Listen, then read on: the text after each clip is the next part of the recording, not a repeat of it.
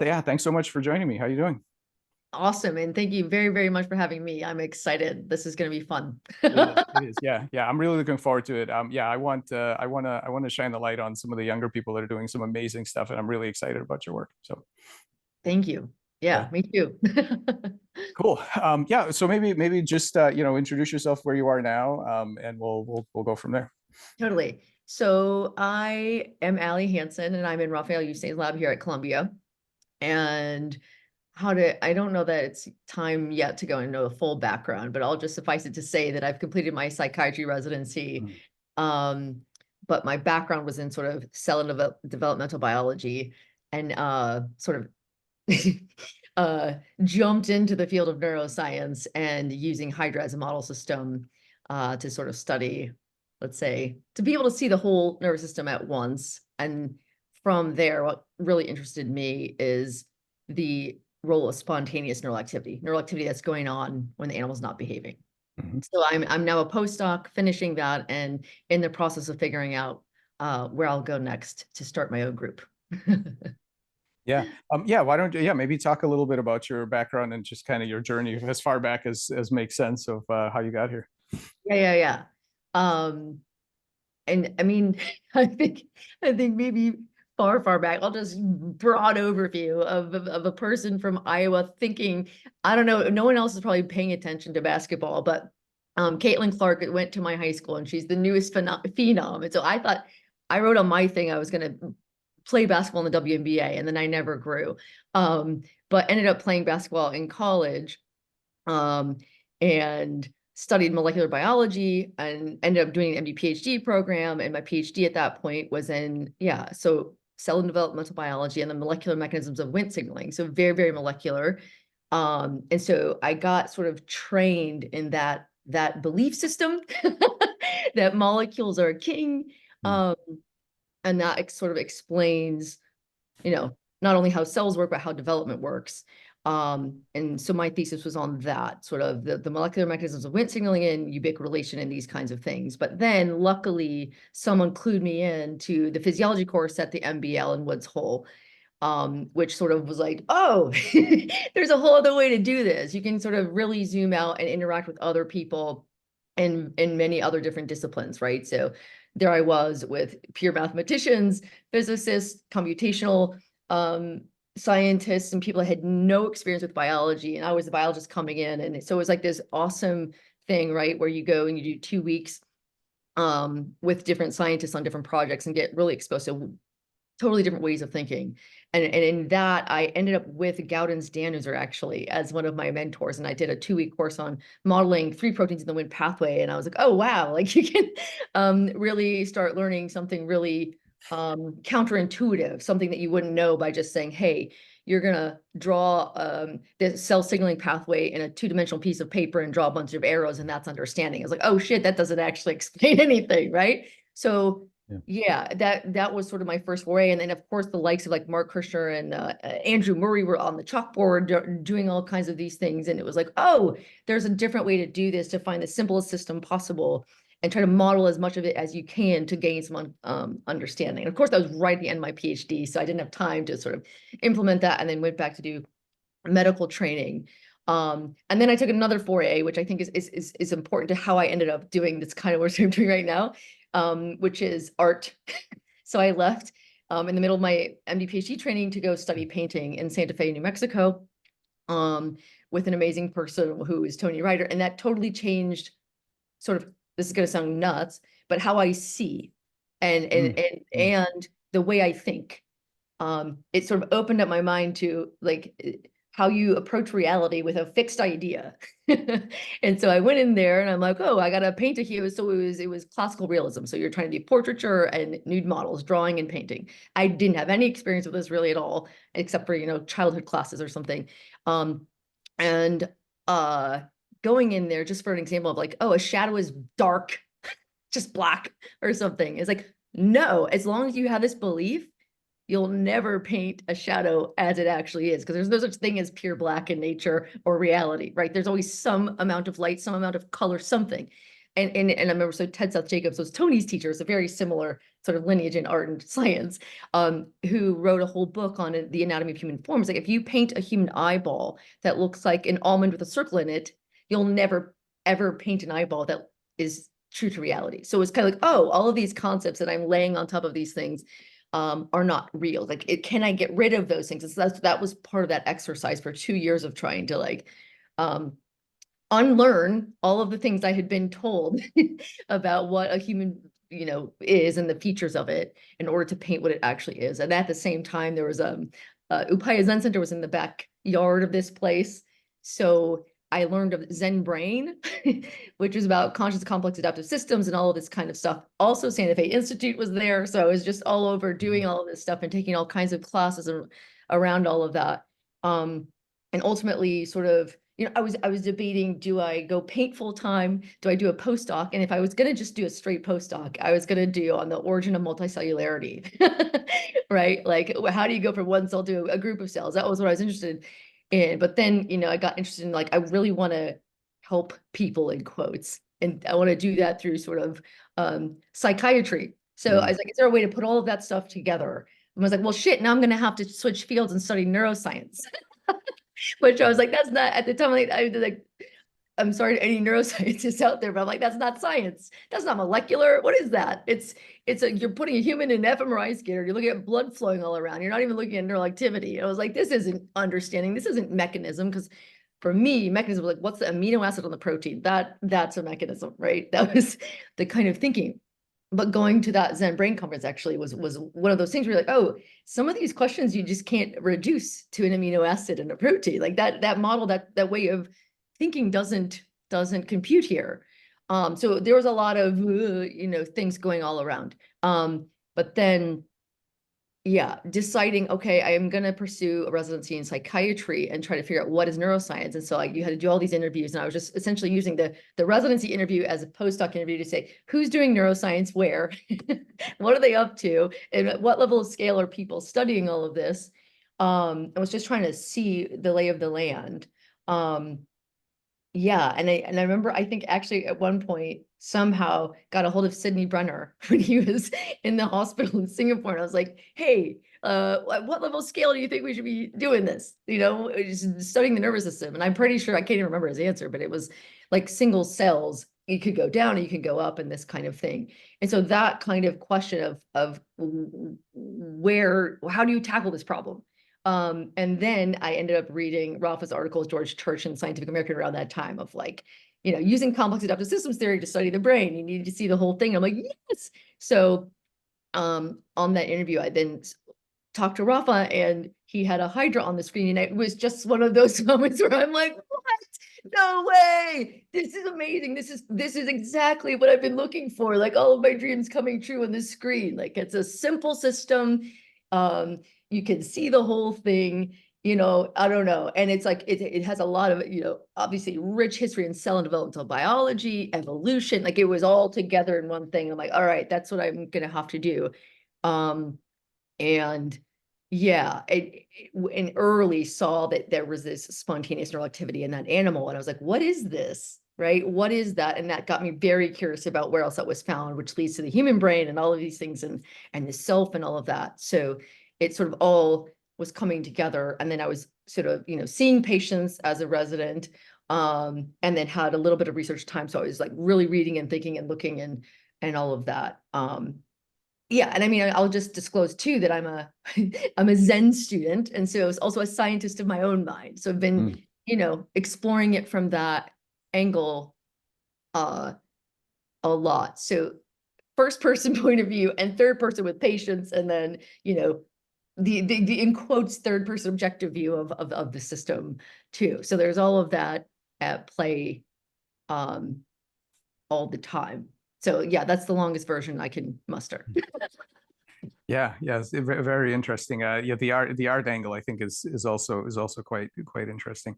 I do know, I can't draw or anything like that, but I do a bunch of photography, and I agree with you that watching the light and like trying to capture what you actually see or what you think you see is an interesting component of it.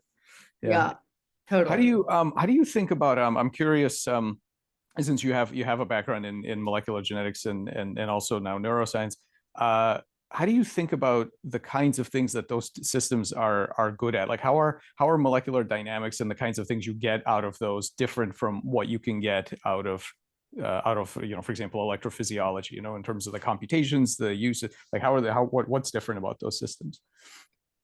You mean like sort of at the cellular level versus the system level, or like the neural I level? mean, if you were gonna build things and your options were gene regulatory networks and diffusion versus electrical networks and synaptic kinds of things, what are the different dynamics that you can expect to get out of those systems? How are they different functionally? Yes, great question. Um, I mean, ultimately, this is what and this isn't any big idea or anything. It's just like one of them is slower, right? So like molecules diffusing um limits you, I think, in space and time. Mhm. Whereas electricity, right, allows speed and distance. So it just speeds up processes, right? So I don't think there's anything particularly special about neurons. I think you agree with that, right? That I don't know. And if we're talking about, let's say, memory or computation, any of those Mhm. things, those can be implemented in any material, right? There's nothing special about neurons. This can happen in those molecules if you put them together in certain ways and you maintain a pattern, right? That's relevant to the organism. That can be implemented in the molecules, but it just sort of limits, I would say, yeah, the space and time of that molecules are on a shorter like length scale, obviously, and um take longer to move and communicate, whereas you could send electricity much faster over a longer distance. So yeah, I don't know if that's answering what you're asking, but that's sort of how I think about it. Yeah, yeah. I agree. That's definitely an important feature. People sometimes ask me like, what's magical about bioelectricity? Like, what's different about electrical networks that's harder, or maybe even not doable in typical molecular the kinds of networks. Yeah. Right. And I mean, because I mean, I'm just thinking of this like intuitively at some point of like, what do we as human beings use to communicate? We use electricity because it's the fastest thing. We use the smallest thing, an electron, that can go the fastest, right? And that's how we connect globally via the internet and all of this. So, of course, nature would be using the same thing. And I remember looking this up at some point in one of your papers, right? Of like when you get a wound, the first thing that happens is electrical communication and then the molecules. And then I was at some point thinking, like, one of the things I did, I mean, shit, every day, all day was running gel electrophoresis in a lab, right? Yeah. So you're generating an electric field to put your proteins where you want them. Um, why wouldn't nature be doing that, right? Itself, organizing itself, using electricity. So the molecules are sort of, and as you know, it's both bottom up and top down, but that, you're using electricity because it's the fastest way to communicate from head to tail, let's say, in this organism. Something's up on this end, and then you bring the molecules over there. Mm. Yeah. And so for me, it's about sort of, yeah, speed and distance. That's what I would Mhm. say. Yeah. Yeah. Yeah. Yeah. So what kind of what are you working on now? Talk about your work. Totally. Yeah. Yeah. And I mean, I don't know. I have a few slides I Go could for it. go Absolutely. up, bring up here. Yeah. Uh, if you can see, I can't see that. Right. Sweet. So Yeah. this That's it. isn't, we don't have to do a formal thing, but Go for it. um, Do as much as you want. yeah, this is sort of the gist of it, right? As I've alluded to, is what is going on with this spontaneous neural activity. And this would be an outline of like sort of why somebody like me, mostly interested in studying something like the human brain, is interested in studying as something as simple as this Hydra. And then sort of that brings us into some kind of history of the spontaneous neural activity, what it might be doing, the tools needed to study that in Hydra and in some of these future directions. And so I don't know how much we have time for, but I'll just kind of go as quickly as possible. Yeah. It's fine. And this is one of my favorite things to start with, to say, like, just imagine that you're a scientist and you're the first person to ever see an image that looks like this. which is exactly what happened to Golgi when he put the Golgi stain on like a nervous system for the first time. And you're trying to make sense of what is this? And he thought that this is just one giant reticular meshwork. It's all one thing. And other people at the time looked at basically the same image and saw something else, and they zoomed in on these little shapes here. It would look like these little pyramidal things. So Sherrington and Ramon Cajal say, oh, what about these little pyramidal things? Like, what if those are how this works? What if those are the functional units of this system? By the way, sorry, yeah. could I ask, the Golgi stain, was that random? Was he just trying random chemicals, or did he have some idea that that was going to stain something interesting? I have no idea, honestly. I would have to look. That's a great question. If he like how that ended up Yeah. happening. But Okay. before that, like there was no ability to sort of see Yeah. what it looked like. So Yeah. there was all kinds of speculations, I think, on behavior and all of that, but no real way to see or visualize the nervous system. Yeah. And then what you do, then you got to make sense of it, right? And I think like this is just a fundamental thing about science. It's like, first of all, the method that you use to view the thing will determine what you see. And this is exactly what happens. And Neil Thies will talk about this. And so this was happening at the same time as cell theory with Schlein and Schwann, because at that time they see cell boundaries, they see lipid membranes, and so they're like, oh, what the functional unit of that system of non-neural tissues is cells. But Neil will make the point, if you had just had a nuclear stain, what you would have seen is just a bunch of dots floating in liquid. You wouldn't have known that there were these things called membranes, if you'd had sort of an Eastern conception of what's the functional unit of tissue, right? It would be like, oh, it's fluid with a bunch of dots floating in it. So here you have this at the beginning, right? Like this whole picture of a nervous system, and then you're arbitrarily deciding which parts are separate from the rest. And so the decision at that point was sort of, we're going to go with cell theory and the neuron doctrine that these little pyramidal shaped things are the units. And at the same time, Sherrington was going nuts in reflex arcs. So that sort of solidified this idea that the not only the structural unit might be a single neuron, but the functional one, because you hit your knee, you get one sensory neuron that goes in synapses on another motor neuron in your spinal cord, and that's your reflex, right? So that sort of gave them two ideas. A, that single neurons are the functional units, and that B, the nervous system is doing nothing unless you stimulate it from the outside. So those are just these two sort of major paradigms taken from mostly spinal cord peripheral nervous system and sort of applied to the cortex.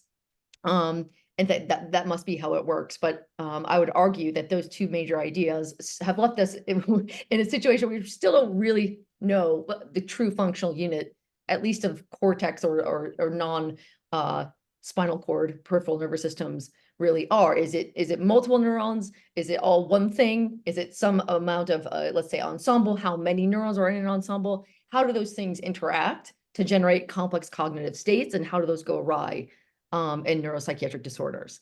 Do you think that do you think there's a single objective answer to that question? Like, is there a the optimal subunit, or do you think it's more of a observer dependent kind of Oh my relative? God, yes. We got to skip ahead to like 20 slides from now, but yes. Okay, no problem. Keep going. Totally. Keep going. And yeah, and I think there's again, what I'm most interested in, which I think most people are general principles. And I think this is going to be, there'll be general principles, and that there's not one answer of like what a functional unit is in a particular system, but the general way that works, I think, will probably be general.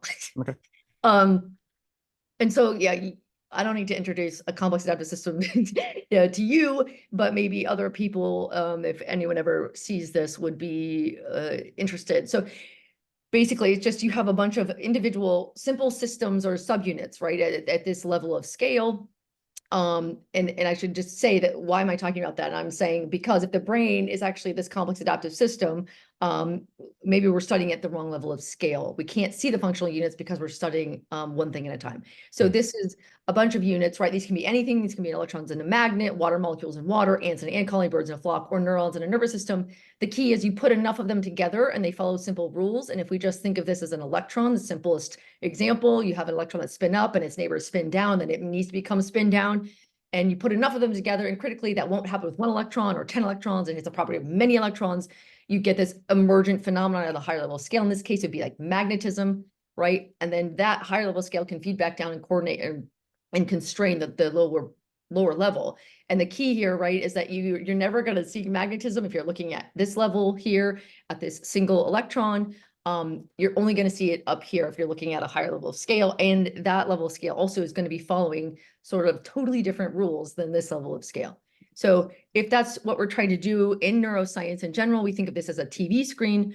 Like, you know, for the most of the history of neuroscience, we've been doing these single pixels at a time, you know, single unit electrophysiology, which of course is critical. We need to do that. We had to understand what a neuron is, and doing that one at a time, but you can't really see the whole picture at once. Alternatively, you can zoom out and do things like I was saying, MRI, EEG, MEG, these kinds of things. You get a global view, but it's very low spatial temporal resolution. So you can sort of tell that something's happening, but it's hard to sort of see what that is. So the ultimate goal then, right, is to just look at that TV screen with single pixel resolution to sort of see, okay, now that we can see all these individual neurons, what picture is emerging at this higher level of scale? What can we see by just looking at it, right? And again, I'm interested in this big thing here, the human brain, given that I'm interested in the human mind and helping these kinds of folks. But it's huge. It's 86 billion neurons with trillions of connections. It's not going to fit under the microscope and all of that. So you can simplify that problem. You can do it in a mouse brain, right? But even here, how are you going to get all this hardware in here to record all those neurons? And even if you do that optically, if like, I don't know, right now we're up to, let's say, let's be generous. I think I'm really overestimating by saying 20,000 neurons. That's out of 71 million. So it's just really not much of the whole TV screen, let's say. So you could simplify this even further. And you can do zebrafish, right? And Drosophila and even C. elegans, but even these systems are still quite complex. Depending on the developmental stage of the zebrafish, you can have up to 10 million neurons still, and lots of different cell types. And they're all, I think, importantly, sort of shoved together in these complex brains and ganglia that are also sort of hard to disentangle. So Sydney Brenner sat down with my mentor, Rafa, who we all know. Sydney was the one who pioneered the work on C. elegans. And said, that's even still too complicated, right? What if we try something even simpler? Let's do Hydra, which has 200 to 2,000 neurons, depending on the size of the animal. And depending on how you cut off the cell sequencing, single cell sequencing data, you get 11 to 12, maybe 13 different neural cell types. And it doesn't have a true brain or ganglia, as you'll see momentarily. I gotta get that off there. Okay, I say. Right. So then it also, not only is it simple, but it's an interesting position on the evolutionary tree, at least as far as I'm concerned. It's right after, in quotes, the non-neural lineage, and then right before the bilaterians, which is the branch of life that we're sort of used to studying in neuroscience, where you have a central midline structure and a left and a right side. Whereas the cnidarians are sort of totally radially symmetric. They don't have any of those things. So it's another instance where you can sort of say, hey, what are these general principles? This nervous system looks nothing like that one, and yet it's able to generate complex behavior.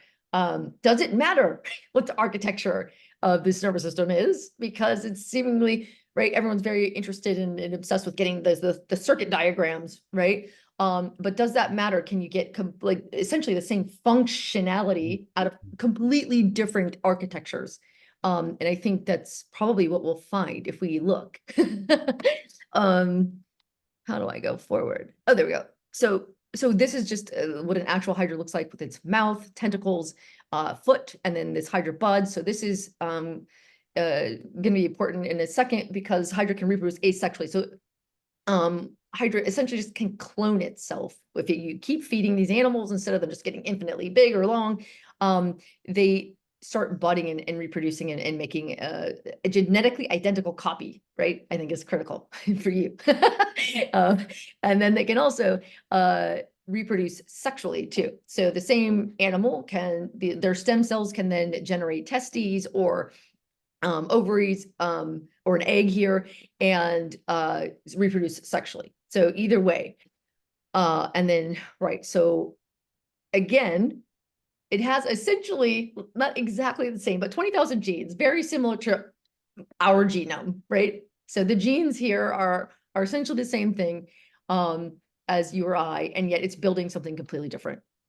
And then it's small, so it can be anywhere from 500 to 1.5 centimeters. And I'm currently sort of figuring out what's the smallest one we can get to make so that we can fit that really under the field of view.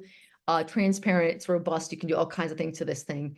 And then interestingly also is that it completely regenerates its nervous system every 20 days. So it's constantly making this nervous system and maintaining itself somehow.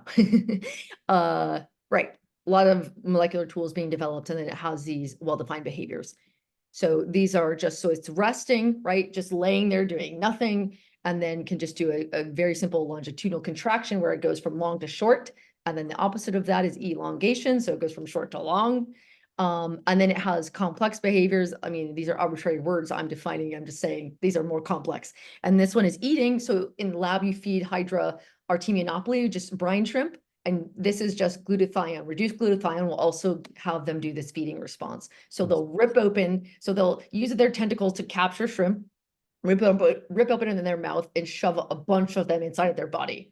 And then the most complex, I would say, is somersaulting. So it will reach out, stick its head and tentacles down, contract, release its foot, flip over, and then put its foot back down. So in this way, it can sort of, in quotes, walk.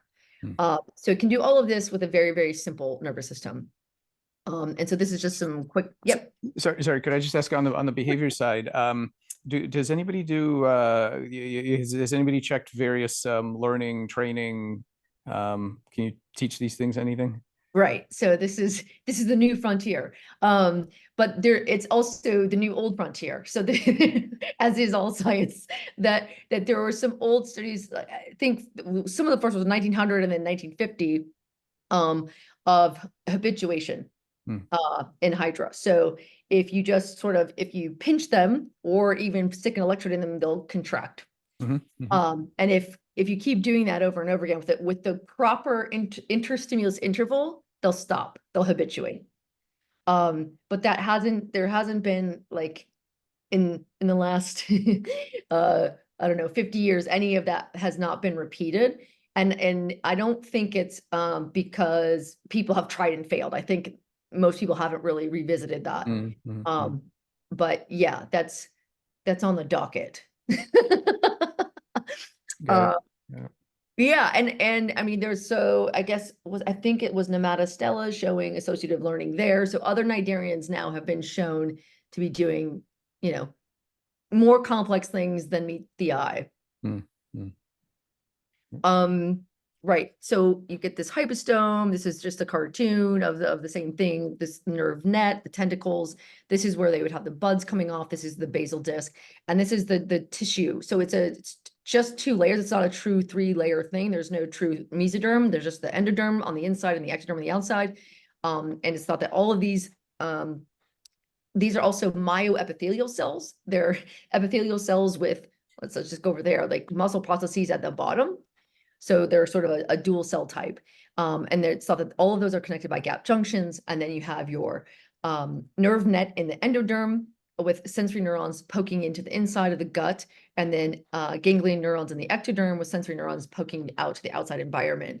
And it's thought that these do not communicate, but I think that might not be accurate, but that's the current idea. And then these 3 different cell types. You have eye cells, which are the stem cells that make the germ cells, the gland cells, nematocytes, which are specific to cnidaria, are super cool cell type that shoot out darts, like with toxins essentially, and then neurons. And then these all self-renew. So the eye cells make these 4, and the ectoderm and the endoderm self-renew themselves also. So that's sort of just the gist of that. And then this is the current view of sort of the connectome, if you will, of Hydra. So this is from Charlie David at LMU using anti-cadherin antibody that they've just shown sort of stains all of the neurons in the animal. And it looks, like, again, this could just diffuse nerve net. And in the ectoderm, it's sort of this north-south highway where you have more of a bipolar neuron, and in the endoderm, it's a more multipolar thing that's sort of going more radially around the animal. And then again, this is from Rob Steele at Irvine, where this is just GFP expressed in eye cells, and you can see that there appears to be a little bit of a condensation of neurons in the foot and in the head. And again, I think this is another thing to keep in mind, that what we're seeing is depending on the tool that we're using to look at this thing. So which is true? Yes, they're both true. But when you look at that, it's unclear, like, how there's no obvious circuitry. There's no anything that you would say that would really tell you, just looking at that structure, how that's going to function? Is it functioning as one thing, as many things? Who knows? Until Christoph put in GCamp6. So this is a molecule that will fluoresce every time the neuron fires. He made a transgenic animal expressing this in the eye cells. So all of the neurons had GCamp6 expressed. He then put the Hydra in between two cover slips. So this is just a 100-micron spacer. It's swimming around in Hydra media, so it can still behave in 2 dimensions. And then just put this on a normal wide field microscope and came up with a movie that looks like this. So it's sort of, this, can you see all the pixels in the movie at the same time? And when you do, what do you see? Are they all firing completely independently? Total chaos? No. And are they all firing as one thing? No, it's something else. And in order to figure out what the something else was, Christoph had to painstakingly circle every one of those neurons and track it over time to analyze that data and figure out what is happening here, and came up with this sort of general model, and saying that out of that seemingly simple nerve net, you have these 3 independent sort of units, ensembles or circuits, however you want to call that, groups of neurons that are co-firing together.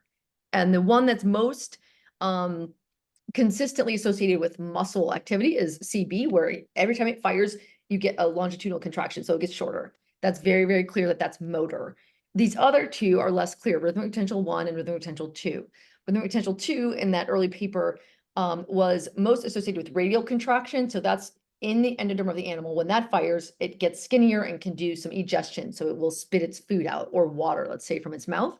And then rhythmic potential 1 is in the ectoderm. And when it fires, in that paper, was correlated with elongation toward light. But what was most interesting to me was that this was also happening when the animal's just sitting there doing nothing, just there. And that, again, is not new.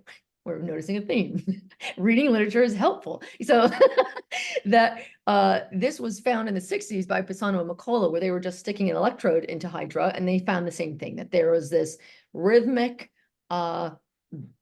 firing of some kind of neural network in the animal they didn't have access to. They just knew that this was happening with their electrode when the animal's doing nothing. And they were called this cryptic activity. They said, what the hell is this doing, right? Because again, at the time, the idea is that the nervous system is there to generate behavior. Otherwise, it's off.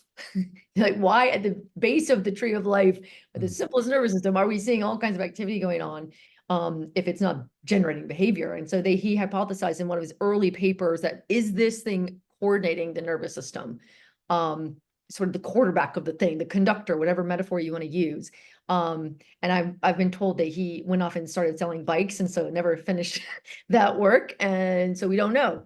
But it was discovered there, right, with an electrode, and it was rediscovered, let's say, with calcium. So it's method independent that you find the same sort of thing. And that is what got me interested, and brings us to this very brief history of what we know about spontaneous neural activity, which is very little. Because as I was saying, Sherrington at that time, the big mantra was reflexive brain. It's doing nothing otherwise. But his own student actually was finding something very different than that. And he cut the head off of a cat and deafferented the cat, no sensory input whatsoever, 0 input to a nervous system. He had all kinds of activity going on, to the point where the cat could still walk. So this was clearly internally generated neural activity, had nothing to do with outside input. But that was just ignored. That was like, whatever, that guy's nuts. Whatever he's up to, let him do that. And then at the same time, or around the same time, Hans Berger was inventing the EEG, where you have on humans just sitting in a chair, all kinds of electrical activity going on there as well. And like I was saying, so it wasn't just Pisano and McCullough discovering this spontaneous activity in Hydra. It was sort of anybody looking at any Nidaria were sort of discovering this kind of thing going on. But of course, no one's talking to each other, and so no one knows. And so it wasn't, of course, until the 2000s when Rakel and others at WashU put humans into fMRI scanners. And at the time, right, it's sort of, what was interesting is the task evoked activity. Anything else, like, you couldn't explain, was seen as noise, like white noise on the TV, get rid of it. What we're interested in is what happens to the brain when you go to do the task. But at some point, he was like, hey, all of those areas in the brain that are active at rest seem to be specific, and they're specifically inhibited when the person is going to do the task. So he called up this default mode network, which became like, a very hot topic and has reignited interest in study of spontaneous neural activity, which we now know is one of the most highly conserved aspects of all brains. And so this is from Buzaki's review, and that spans a wide range of frequencies till 600 hertz, very ultra fast, all the way down to ultra slow of like the 0.01 to 0.1 hertz. And this is something that's found in all mammalian brains, regardless of size or structure. You find this, right? And I think the current idea is that that's just noise, right? That's reverb. You have a complex enough electrical system, you're going to get oscillations. It's not functional, it's not relevant. It's an epiphenomenon of this system. It's not doing anything. And I think one of the reasons that still is the idea is because you can't really image it or manipulate them in a specific way to determine if you manipulate this oscillation in particular, does that do anything? Or what does it do?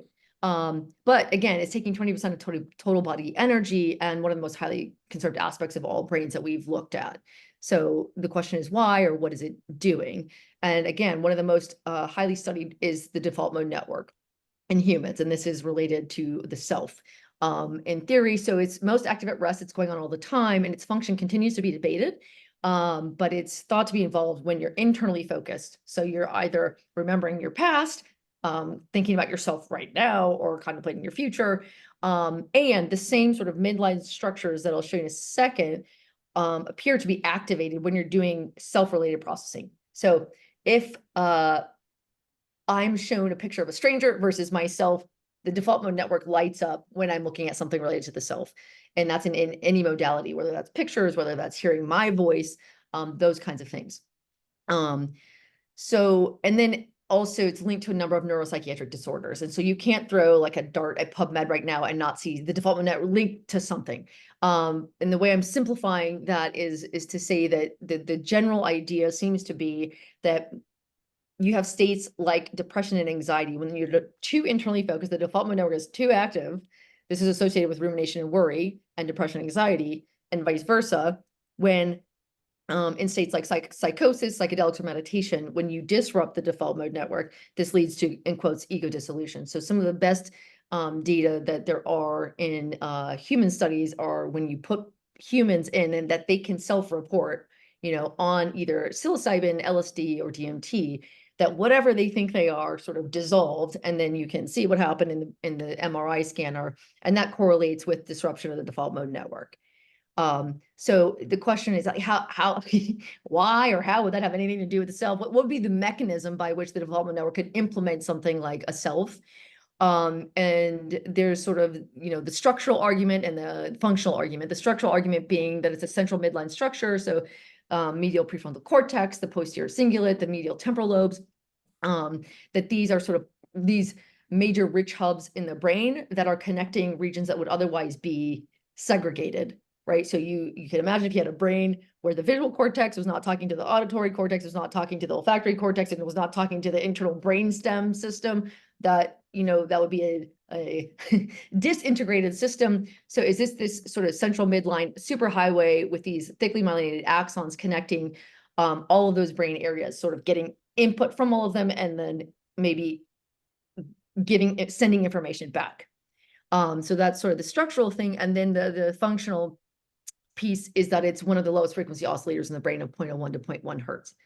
And this is where we got to go real crazy. And this is now finally going to answer your question about the observers in the brain, which is, so Buzaki was saying, right, like, this is what we've been doing as a neuroscientist, is looking at things from a quote unquote third party objective view. You're looking at a brain with a bunch of squiggly activity, and then you're looking at its output, this behavior, and you're correlating those two things. And you can say, okay, if I see this squiggly activity, then I can predict that the animal, whatever organism, is going to do this behavior.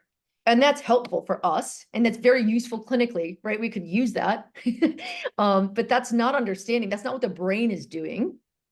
The brain has to observe itself. The neurons have to observe their own information, and then decide, sort of in quotes, decide what to do. So right? So if you think of neuron A, B, and C here, neuron A has to sort of observe the upstream activity from its inputs, neurons 1, 5, and 9. And in order to do that, it has to be integrating that information over a certain period of time. And let's just say that's 100 milliseconds. So it reads that information and decides, and not decides, whatever word you want to use, will fire or not, right? Based on that upstream input. And same thing with B and C. So you can think of those as sort of the highest frequency oscillators in the system, the letters, if you want, in the neural code. Then the downstream observer of A, B, and C is Q, let's say. It has to read out the input from A, B, and C, and therefore has to be integrating that input over a longer period of time to give time for A, B, and C to give it its input. So that would then say integrate over 200 milliseconds. So it then reads out A, B, and C. And so reading out, let's say, cab, a neural word. So looking over here, that would be like this frequency. And so you could say you would go from letters to neural words, and then this is going to read out over a longer time scale to get inputs from those to form sentences, and then paragraphs, and all the way down. And so is it possible that you have this thing that's the lowest frequency oscillator getting all of the input on the longest time scale in the entire nervous system to read all of that information out? And so this is just sort of a picture of what that might look like placed on top of the brain. And I like to think of this in terms of the visual cortex as a sort of the easiest for me to conceptualize. And if we think of this little red thing here as the highest frequency oscillator, it's sort of the letter of the neural code. If that's coding in the visual cortex, at least for the simplest thing like edges in the visual field, then the next layer, layer 2, is getting input from that layer. And that has to be reading that over a longer period of time. So it has enough time to get input from, let's say, 2 edges for it to read out a higher level abstract concept or a shape that looks like this. And then the next lowest layer, lower frequency, reading out the input from layer 2, right, over a longer time scale so that it has time to read out this shape and this shape to form a higher level abstract concept of this shape, all the way down, right, to the lowest frequency oscillator, let's say in this case, the development network that's reading out all of the visual information, the auditory information, the somatosensory information, the olfactory, and internal state of the organism. And in that way, getting all of the highest level view, the highest abstract view of both the external environment, the world, and the internal environment of the organism or the self. Right. So that's sort of, okay, can it be the reader, sort of the integrator of the information, but then can it also be the coordinator top down? And in this way, we sort of went through that diagram, but in this case, if we're thinking, is it possible that these low frequency oscillators can essentially organize higher frequency oscillators through various mechanisms of cross frequency coupling, of like phase coupling, phase amplitude coupling, and these kinds of things. So is it possible this lowest frequency oscillator is essentially sort of critical for setting up this hierarchy of oscillators and organizing them in sort of space and time in the brain, such that if you get rid of it, that organization, that hierarchy might disappear. And there's some evidence, right, that when you give humans psychedelics, the brain goes into a more disordered or chaotic state. And it's unclear totally if you get rid of this default mode network, do you get something like this where you have all these other oscillators that are all like this, or do the oscillators themselves go completely out of order and you just get complete chaos, right? And it seems to me that it's not the latter of like complete chaos, because it seems like, you know, if people report psychedelic experiences, it's like they're still having some kind of experience. It's just less order, that you might be having those ensembles playing in a different order than you normally would. So all this is complete speculation, right? And so because it's very difficult, like I said, to image or manipulate human brains. So luckily, this thing appears to be highly conserved. So you have humans, monkeys, rats. A hierarchy of brain-wide oscillations have been found in a bunch of insects also. And then this gets into some, you know, really out there stuff where we're talking about finding these things even in systems that don't have a nervous system. So people have been looking at this kind of thing in plants for a long time, when you just put a microelectrode array in their root and you see these kinds of, let's say, electrical spikes in plants that Beluska and others have been saying for a long time might be involved in information integration and communication plant-wide. And then Adamatsky putting these electrodes into oyster mushrooms and just finding the same thing. Like, yeah, these global organism-wide electrical spikes. Yeah, in this animal that he's doing all kinds of interesting things too about is this a fungal language and that kind of thing. And then same thing with amoeba, finding these low frequency I guess electrical like oscillations or spikes. It's unclear what they're made of, right? In that case, and then bacteria here in single cells when Adam Cohen first made the voltage indicators of putting those into single cells and seeing that even bacteria are having these low frequency electrical oscillations. That then if you play that movie too, and I didn't tell you that those are bacteria, you might think that those are like a dish of neurons, flashing. And then once you put them together, as you know, into a biofilm, right? So those individual bacteria, you put them together, they generate these global sort of biofilm-wide potassium waves that help them coordinate themselves as one giant unit. And then not only can they do that with themselves, but they can do this, long range. So biofilm 1 wants to eat and biofilm 2 wants to eat. If there's enough nutrients, they eat at the same time, but if there's not, they can coordinate nutrient sharing, and then they sort of oscillate in anti-phase. So the general idea then just being that are these low frequency electrical oscillations, right, ways to coordinate otherwise autonomous units into coherent wholes, no matter where you are, with or without a nervous system.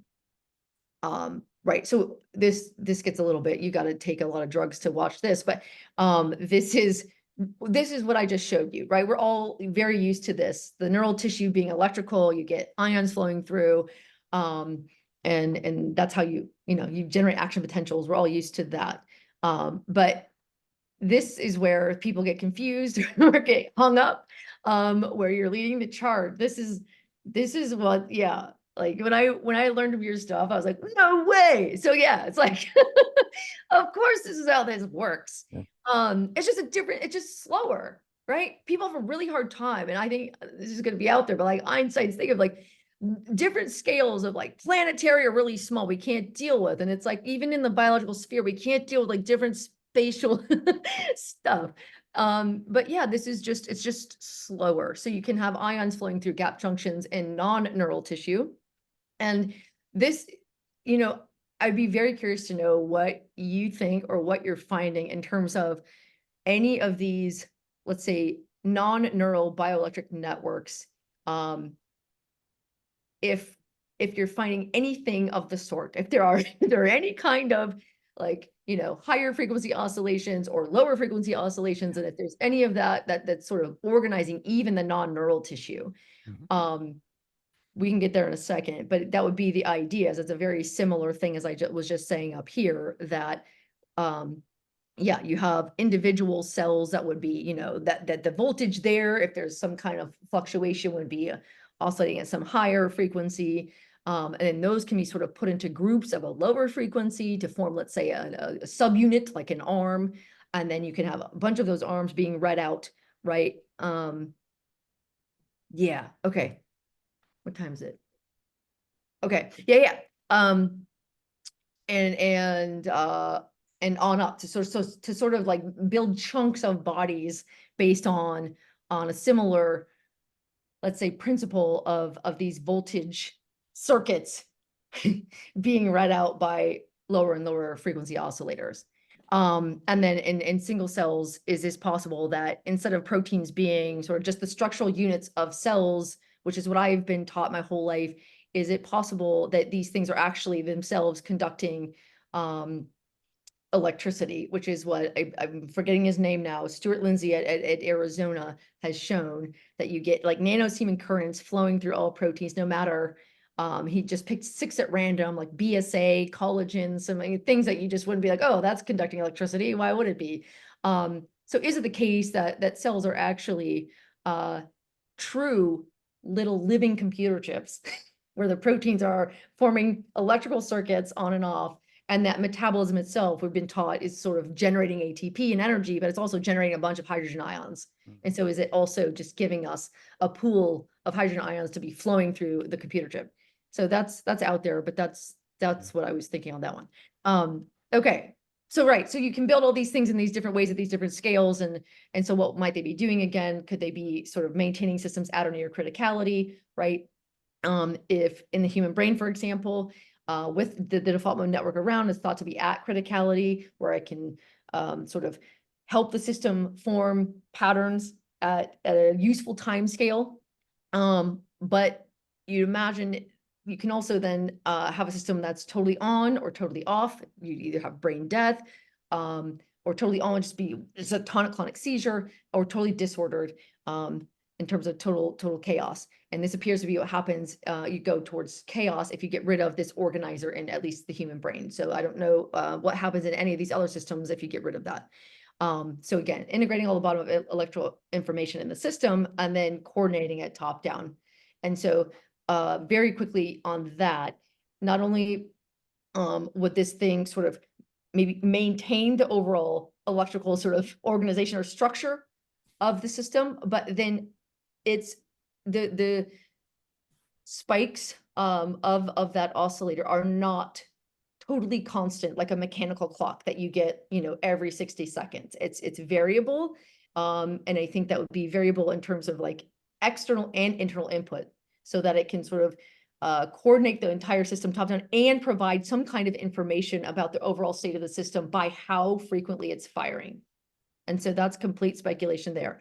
Low frequency, you're sort of saying, okay, within a range of frequencies, everyone that's local gets some kind of global piece of information that's giving everyone that knowledge that this frequency means everything is cool. Keep doing your local job however you do it. And a higher frequency signal means something else to the local function, and they're maybe need to speed up their processes. Mm. Right. So again, is this thing conserved in Hydra? And so that's sort of what I want to do, is to start testing this thing there, and to just speed this up is to just say, does the Hydra self serve as the organism's unifier, and ultimate integrator of both its internal and external input to generate coherent adaptive behavior, i.e. a unified self. And I'll just breeze through. So again, just to quickly say that Christoph had to do all this manual tracking by hand. And so what I've been spending my time doing is trying to get all this automatic.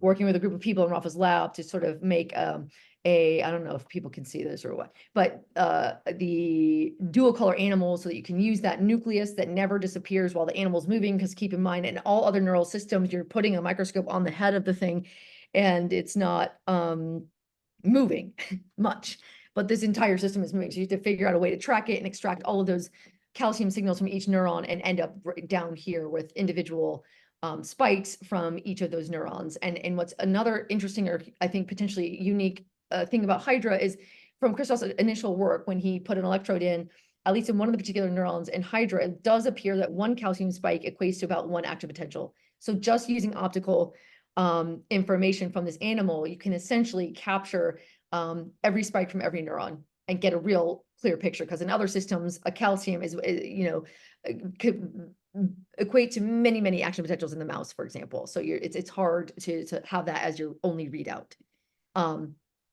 Okay, right. So I'll just show you really quickly this beautiful movie. This is right. So those are all of the TD tomato and then the GCAM7 neurons there. So then you can track all of that and Amazing. Do the signal analysis, and then you can then you can also do these automatic behavior tracking using deep lab cuts, so that you can do automated behavior and automated neural signal and start making sense of this stuff. And so with that, I'll just end with a few like teasers, right? So like this is just to show you, prove that Hydra lays there and rests, and it still has this neural activity, which will flash in a second right there. So you can start asking, so what is the relationship between that network and its other two networks? Is that network actually predictive of global neural activity in this animal, and all of those kinds of studies?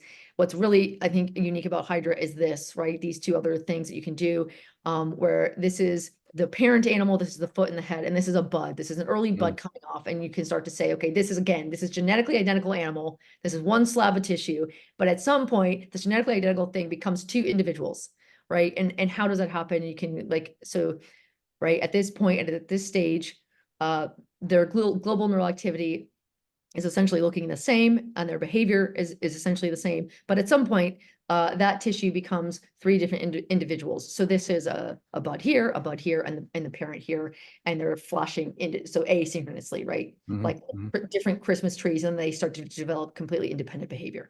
So you can sort of, go to town on all of those kinds of questions.